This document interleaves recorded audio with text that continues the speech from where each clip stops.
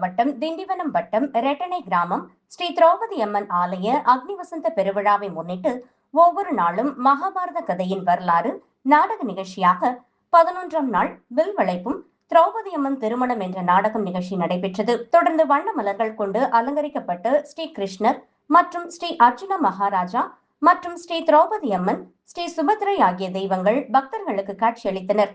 தொடர்ந்து கற்பூர ஆரத்தி காண்பிக்கப்பட்டு கோவில் உட்பிரகாரம் வலம் வந்து வண்ண விளக்குகளால் அலங்கரிக்கப்பட்ட வாகனத்தில் இரவு கிராம வீதி உலா நடைபெற்றது.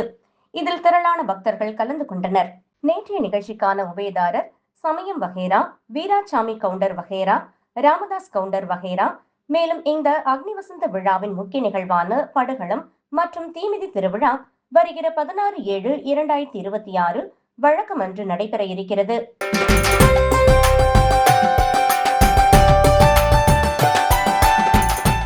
நாமக்கல் மாவட்டம் மோகனூரில் சிறிய குன்றின் மேல் உள்ள அருள்மிகு காந்தமலை அருள்மிகு பாலசுப்பிரமணிய சுவாமி ஆலயத்தில் உள்ள முருகப்பெருமான் பக்தர்களுக்கு மேற்கு நோக்கி நின்றவாறு அருள் புரிந்து வருகிறார். ஆடி மாத தேய்பிறை சஷ்டி தினத்தினை முன்னிட்டு மூலவர் முருகப்பெருமானுக்கு சிகைக்காய், பஞ்சாமிர்தம், தேன், பால், தயிர், இளநீர், திருமஞ்சனம், மஞ்சள், சந்தனம், விபூதி கொண்டு அபிஷேகமும் பின்னர் சிறப்பு அலங்காரமாக தங்க கவசம் சாற்றப்பட்டு மகாதீபம் காண்பிக்கப்பட்டது.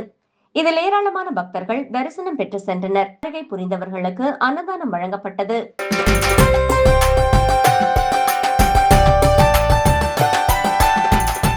நாமக்கல் மாவட்டம் மோகனூர் ஒன்றியம் கீழப்பேட்டை பாளையத்தில் உள்ள அருள்மிகு முத்துமாரியம்மன் ஆலயத்தில் ஆடி மாத திருவிழா 3 நாட்கள் நடைபெற்று வருகின்றன. முதல் நாள் நிகழ்வில் நேற்று மாலை உற்சவர் மாரியம்மன் சிறப்பு அலங்காரத்தில் சிறிய பல்லாக்கில் காட்சி தர கோவில் பூசாரி, பூக்கரகம், வேல் உள்ளிட்டவைகளுக்கு மகா தீபாராதனை காண்பித்து பின் காவிரி ஆற்றிலிருந்து பக்தர்களுடன் பல்வேறு வீதிகள் வழியாக திருக்கோவிலை வந்தடைந்து பின்னர் கோவில் முன்பு அமைக்கப்பட்டுள்ள பூக்குழியில் முதலில் கோவில் பூசாரியும் பின்னர் வேல் பூசாரியும் பின்னர் பக்தர்களும் இறங்கி தங்களது நேர்த்தி கடனை செய்தனர். பெண்கள் பூவாரி போடும் நிகழ்வும் நடைபெற்றது. இதில் ஏராளமானவர்கள் கலந்து கொண்டனர். விழாவிற்கான ஏற்பாடுகளை கோவில் நிர்வாகம் மிக சிறப்பாக செய்திருந்தனர்.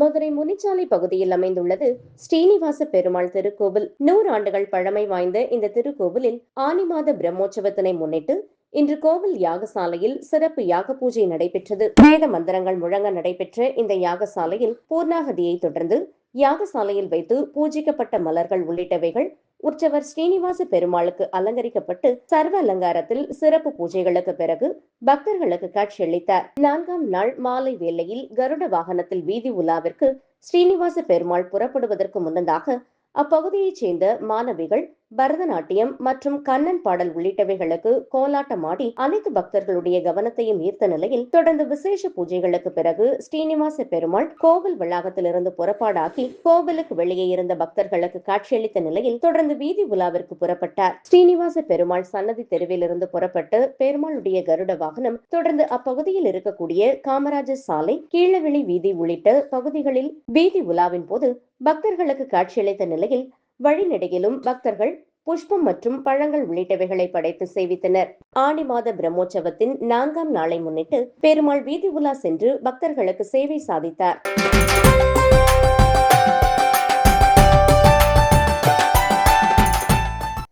நாமக்கல் மாவட்டம் பரமத்தி வேலூர் வட்டம் போத்தனூர் மேற்கு வண்ணாந்துறையில் உள்ள பச்சை மலையின் மேல் உள்ள பாலதண்டாயுதபாணி சுவாமி ஆலயத்தில் ஆடி மாத செவ்வாய்க்கிழமையினை முன்னிட்டு இன்று பாலதண்டாயுதபாணி சுவாமிக்கு பஞ்சகவ்யம், பால், தயிர், இளநீர், சந்தனாதி தைலம், திருமஞ்சனம், மஞ்சள் பொடி, தேன், நாட்டு சர்க்கரை, கரும்பு பால், அரிசி மாவு, மா, பலா, வாழை, மாதுளை, ஆப்பிள், ஆரஞ்சு, சாத்துக்குடி, பேரிச்சை பழம், திராட்சை, எலுமிச்சை மற்றும் வாசனை திரவியங்களான பன்னீர், சந்தனம், ஸ்வர்ண அபிஷேகத்துடன் கலச அபிஷேகம் போன்ற 27 வகையான அபிஷேகங்கள் செய்து சுப்பிரமணியர் அலங்காரம் செய்து சோடச உபச்சாரம் செய்யப்பட்டது. அதனைத் தொடர்ந்து முருகப்பெருமானுக்கு பல வகை வாசனை மலர்களால் 108 அஷ்டோத்திர மந்திரங்களினால் அர்ச்சனை செய்து அடுக்கு ஆரத்தி, பஞ்ச ஆரத்தி, ஏக ஆரத்தியுடன் மகா கற்பூர தீபாராதனை காண்பிக்கப்பட்டது. இதில் திரளான பக்தர்கள் கலந்து கொண்டு சுவாமி தரிசனம் செய்தனர். விழாவில் கலந்து கொண்ட அனைவருக்கும் மகா அன்னதானமும் அருட்பிரசாதமும் வழங்கப்பட்டது.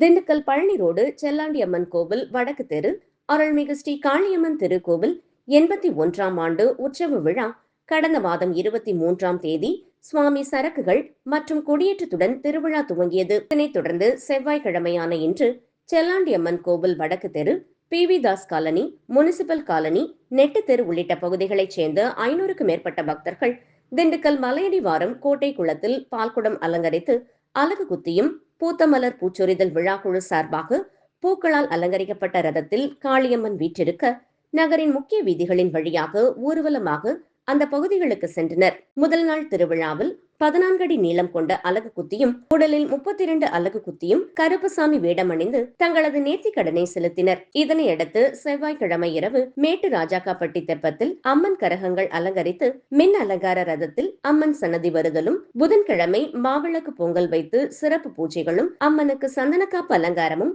விளக்கு வழிபாடும் நடைபெற உள்ளது. வியாழக்கிழமை மஞ்சள் நீராடி முளைப்பாரி எடுத்து அம்மன் கங்கை சென்றடைதலும், வெள்ளிக்கிழமை ஊஞ்சல் உற்சவ விழாவும், சனிக்கிழமை தெப்ப உற்சவ விழாவும் நடைபெற உள்ளன. விழாவிற்கான ஏற்பாடுகளை நாட்டாண்மை மாரிமுத்து, மணியம் சின்னமணி, பிரவீன், வள்ளுவன், ஊர் தலைவர் சுந்தரம், காரியதரிசி பெருமாள் உள்ளிட்ட விழா குழுவினர் சிறப்பாக செய்திருந்தனர். பூத்தமலர் பூச்சொரிதல் விழா குழுவினர் நேரு வெங்கடேசன், கணேசன், மதுரை வீரன், சுவாமியப்பன், வேலு சிவன், செல்வம், சிவா, ஞான கணேசன், லோகநாதன் உள்ளிட்டோர் பூத்தேர் அலங்காரத்தினை சிறப்பாக செய்திருந்தனர். முன்னதாக நிகழ்ச்சிக்கு திண்டுக்கல் சட்டமன்ற உறுப்பினர் I.P. செந்தில்குமார், திண்டுக்கல் மாநகராட்சி மேயர் இளமதி, ஜோதி பிரகாஷ், திமுக ஒன்றிய செயலாளர் நெடுஞ்செழியன், மாமன்ற உறுப்பினர்கள் பானுப்பிரியா, ஜெயராமன், பகுதி செயலாளர்கள் ஜானகிராமன், பஜுல் ஹக் உள்ளிட்ட பலர் கலந்து கொண்டு சுவாமி தரிசனம் செய்தனர்.